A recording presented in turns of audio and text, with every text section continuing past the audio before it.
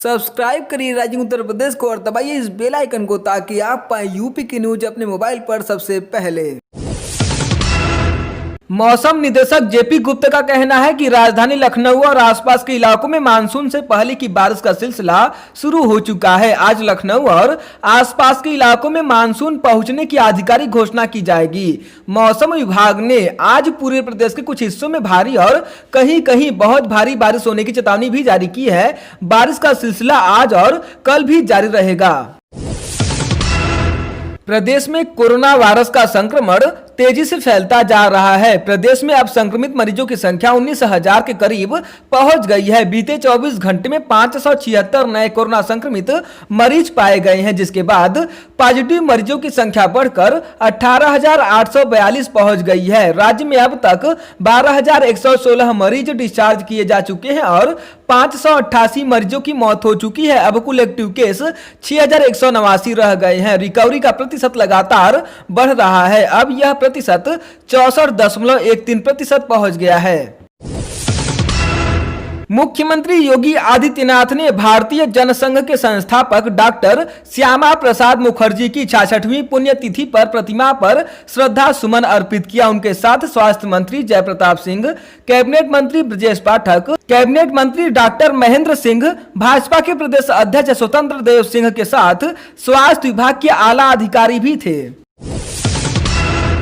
Corona महामारी के बीच संकट के 92 दिन गुजारने के बाद नाविकों को गंगा नदी में नाव संचालन की अनुमति मिल गई है। बनारस के दशाश्वमेध घाट पर नाविकों ने गंगा मैया की पूजा अर्चना की। इस मौके पर खुद डीएम कौशल राज शर्मा भी पहुंचे। उन्होंने नाविकों के हाथों प्रसाद भी खाया। इसके बाद नाव की सवारी भी की। दुनिया में कोरोना वायरस महामारी का संक्रमण बढ़ता जा रहा है। इसका असर इस बार हज 2020 के सफर पर भी पड़ा है। सऊदी अरब सरकार ने केवल अपने ही देश के लोगों को हज कराने का फैसला लिया है। इसके बाद भारत सहित पूरी दुनिया के लोग हज के लिए नहीं जा पाएंगे। ऐसे में उत्तर प्रदेश के भी 27,500 लोग इस बार हज नहीं कर पाएंगे। यूपी हज कमेटी ने बताया कि हज करने जाने वालों का पूरा पैसा रिफंड किया जाएगा। वाराणसी के कैंट पुलिस को बड़ी सफलता हाथ लगी है। पुलिस ने आरक्षी पुलिस भर्ती प्रक्रिया 2018 में सालवर गैंग का लीडर राजेश महतो उर्फ रजनीश को गिरफ्तार किया है। कैंट पुलिस ने उसे मीडिया के सामने पेश किया। आरोप है कि यूपी आरक्षी परीक्षा में आवेदकों को पटना समेत अन्य जगहों से 50,000 रुपए में सालवर उपलब्ध कराया था। राजेश का नाम पकड़े गए तमाम आवेदकों ने पिछले दिनों पूछताछ में खुला था। सुल्तानपुर में उस वक्त हड़कंप मच गया जब कोरोना संक्रमित के शव का अंतिम संस्कार करने से परिजनों ने मना कर दिया। इससे पुलिस प्रशासन के हाथ पांव फूल गए। एसडीएम ने शव को घाट पर पहुंचवाया तो यहां डोम ने भी दाह संस्कार से मना करते हुए हाथ जोड़ दिया, जिसके बाद अधिकारियों और डोम में कहासुनी हो गई। इसके बाद डोम को मनाने पर डोम ने अंतिम संस्कार किया। मुख्यमंत्री योगी आदित्यनाथ ने प्रत्येक थाना, चिकित्सालय, राजस्व न्यायालय एवं तहसील विकास खंड तथा जेल में कोविड हेल्प डेस्क की स्थापना करने के निर्देश दिए हैं। उन्होंने कहा कि हेल्प डेस्क पर कोविड-19 से बचाव संबंधी सावधानियों के पोस्टर लगाए जाएं। सीएम योगी आदित्यनाथ को बम से उड़ाने की धमकी देने वाले आरोपी की जमानत अर्जी अदालत ने खारिज कर दी है। आरोपी कामरान को मुंबई से गिरफ्तार कर 26 मई को न्यायिक हिरासत में जेल भेजा गया था। इसकी गिरफ्तारी के बाद अभियुक्त फैजल ने मोबाइल पर मैसेज भेजकर उसे छोड़ने की धमकी दी थी। बस्ती जिले के लालगंज थाना क्षेत्र में रात बच्चों की विवाद में 3 बहनों ने मिलकर अपने चचेरे भाई की चाकू से गोदकर हत्या कर दी। इस वारदात में लड़कियों के पिता ने भी साथ दिया। पुलिस ने आरोपित पिता को गिरफ्तार कर लिया है, जबकि बहनें अभी फरार चल रही हैं। मृतक युवक हाल ही में लॉकडाउन के चलते चेन्नई से गांव आया था। बहुजन समाज पार्टी के राष्ट्रीय अध्यक्ष मायावती ने कानपुर बालिका संरक्षण गृह की घटना पर योगी सरकार को घेरते हुए कहा कि महिला सम्मान को लेकर सरकार का रवैया उदासीन और लापरवाही भरा है। बसपा सुप्रीमो ने सरकार से मांग की है कि इस मामले की लिपापोती करने के बजाय पूरी घटना की उच्च स्तरीय जांच करे। कानपुर की घटना पर मायावती ने कहा कि सरकार इस घटना को गंभीरता से ले और पूरे मामले की निष्पक्ष जांच कराए। राज्य सरकार प्रदेश के सभी बालिका संरक्षण गृह में व्यवस्था में मानवीय सुधार लाए तो बेहतर है। 15 जून को लद्दाख की गलवान घाटी में चीनी सैनिकों के साथ झड़प में भारत के 20 जवान शहीद हो गए थे। इसके बाद दोनों देशों के बीच तल्खी बढ़ गई है। चाइनीज सामानों के बहिष्कार की पूरे देश में लहर चल पड़ी है। अलीगढ़ के हार्डवेयर व्यापारियों ने चीन के सामान का बहिष्कार करने का फैसला लिया है। अब यहाँ के व्यापारी पीएम मोदी के आत्मनिर्भर व स्वदेशी फार्मूले से प्रेरणा लेकर आगे क्वालिटी युक्त सस्ते सामान बनाने की तैयारियों में जुट गए हैं। प्रदेश में सरकारी प्राइमरी स्कूल 1 जुलाई से खुल जाएंगे, लेकिन अभी केवल शिक्षकों और प्राध्यापकों को स्कूल आना होगा। वहीं शिक्षकों को इस बीच बच्चों तक किताबें पहुंचाना और यूनिफॉर्म बनवाने का काम भी पूरा करना है। सरकारी प्राइमरी स्कूलों में बच्चों की नाप का यूनिफॉर्म बनाया जाता है। वहीं समर्थ ऐप के जरिए दिव्यांग बच्चों का नामांकन ऐप पर किया जाता है, जिसके काम में शिक्षकों को लगाया जाएगा। कोरोना महामारी की चुनौतियों के बीच योगी सरकार अपनी उपलब्धियों का मेगा शो सजाने जा रही है। राज्य सरकार का दावा है कि प्रदेश में श्रमिक कामगारों की वापसी के साथ ही हर हाथ को काम, हर घर में रोजगार का जो संकल्प लिया गया था वह पूरा हो चुका है। सरकार 1 करोड़ लोगों को रोजगार से जोड़ चुकी है और इतने ही रोजगार सृजित करने वाला उत्तर प्रदेश पहला राज्य है। योगी सरकार के इस महाअभियान के कार्यक्रम में 26 जून को पीएम मोदी भी ऑनलाइन शामिल होंगे। समाजवादी पार्टी के राष्ट्रीय अध्यक्ष अखिलेश यादव ने कहा कि मुख्यमंत्री करोड़ों लोगों को रोजगार देने का वादा तो कर रहे हैं, लेकिन कहां पर किसको रोजगार मिल रहा है इसका आंकड़ा नहीं है।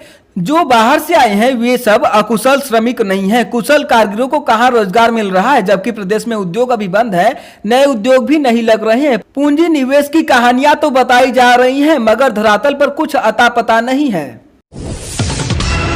उत्तर प्रदेश माध्यमिक शिक्षा परिषद यानी यूपी बोर्ड की हाई स्कूल और इंटरमीडिएट परीक्षा 2020 का रिजल्ट 27 जून को एक साथ घोषित किया जाएगा। यूपी बोर्ड की सचिव नीना श्रीवास्तव ने यह ऐलान करते हुए कहा कि हाई स्कूल और इंटरमीडिएट का रिजल्ट यूपी बोर्ड मुख्यालय पर दोपहर 12:30 बजे जारी होगा। इसकी सारी तैयारियां पूरी हो चुकी है। यह रिजल्ट दिल्ली में भी रफी मार्ग INS बिल्डिंग में भी उसी समय जारी होगा। स्टूडेंट रिजल्ट जारी होने के बाद यूपी बोर्ड की आधिकारिक वेबसाइट पर upmsp.edu.in और upresults.nic.in पर देख सकेंगे। प्रदेश पुलिस की आपात सेवा 112 पर कोरोना संक्रमण गहराता ही जा रहा है। 112 मुख्यालय के बाद गाजियाबाद उपकेंद्र में 11 कर्मचारी कोरोना संक्रमित पाए गए हैं। इनमें 3 पुलिसकर्मी व 8 तकनीकी टीम के कर्मचारी शामिल हैं। 112 के गाजियाबाद उपकेंद्र को भी सैनिटाइजेशन के लिए सील कर दिया गया है। इससे पूर्व गाजियाबाद उपकेंद्र में एक महिला कर्मी कोरोना संक्रमित पाई गई थी, जिसके बाद उपकेंद्र को सील कर दिया गया था। एक दिन पूर्व ही गाजियाबाद उपकेंद्र दोबारा शुरू किया गया था। बाराबंकी में एटीएम से 50,000 रुपए निकालकर लौट रहे युवक को बाइक सवार बदमाशों ने निशाना बनाया। एक बाइक पर सवार 3 बदमाशों ने युवक को ओवरटेक कर रोका और उसकी पिटाई कर रुपए लूट लिए। फतेहपुर और मोहम्मदपुर खाला बॉर्डर पर हुई वारदात की सूचना पर दोनों थाने की पुलिस घटनास्थल पर पहुंची। वाराणसी में फुलवरिया 4 लेन परियोजना तय मियाद से पीछे चल रही है। फुलवरिया 4 लेन परियोजना में बाधा बने मकानों के अधिग्रहण का रास्ता साफ हो गया है। जिला प्रशासन ने सूचीबद्ध ऐसे 58 मकानों का मुआवजा तय कर लिया है। जल्द ही मकानों में रह रहे लोगों को नोटिस देकर मुआवजा के लिए बुलाया जाएगा। कुशीनगर के पडरौना कोतवाली क्षेत्र के गांव सिरसिया दीक्षित के समीप रेल पुल पर दोस्तों संग सेल्फी लेते समय पैर फिसलने से एक युवक मुख्य पश्चिमी गंडक नहर में जा गिरा। उसे डूबते देख उसके साथ के युवकों ने शोर मचाना शुरू कर दिया। आसपास के लोग मौके पर पहुंचे और युवक की तलाश में लग गए। सूचना पर पहुंची पुलिस गोताखोरों की मदद से युवक की तलाश में जुटी है। लॉकडाउन खत्म होने के बाद अब कानपुर मेट्रो ट्रेन के निर्माण कार्य ने रफ्तार पकड़ ली है। मेट्रो में काम कर रहे मजदूर अब अपने गांव से वापस शहर लौटने लगे हैं। कास्टिंग यार्ड और कॉरिडोर को मिलाकर कुल 570 मजदूर काम पर लगे हुए हैं। ठेकेदार कंपनी की ओर से बस और पिकअप गाड़ियों की मदद से मजदूरों को काम पर वापस लाया जा रहा है। साथ ही उनके रहने का भी इंतजाम किया गया है। गृह मंत्रालय भारत सरकार की अधिसूचना के अनुसार लखनऊ के जिला मजिस्ट्रेट ने आदेश जारी किया है कि राजधानी के लाइसेंस धारक 2 से अधिक हथियार नहीं रख सकेंगे। जिनके पास 2 से अधिक शस्त्र है उनको तीसरा जमा कराना होगा। पिछले साल ही गृह मंत्रालय ने नई नियमावली को मंजूरी दी थी। इसके तहत अब शस्त्र लाइसेंस 3 के बजाय 5 साल में नवीनीकरण कराया जा सकेगा। डीएम अभिषेक प्रकाश की ओर से इस आशय का आदेश जारी कर दिया गया है।